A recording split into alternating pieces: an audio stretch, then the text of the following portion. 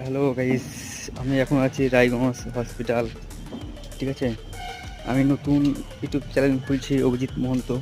ঠিক আছে, সবাই একটু আমার সাপোর্ট কাটো, সবাই লাইক সাবস্ক্রাইব করো।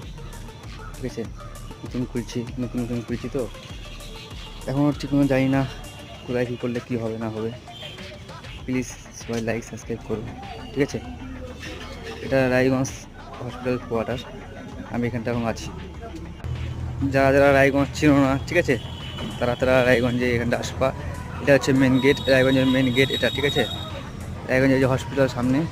ঠিক আছে, সবাই আসবা, দয়া করে একটু সবাই আমাকে সাপোর্ট কাটো। ঠিক আছে, আমি রাজমিস্ত্রি কাজ করি।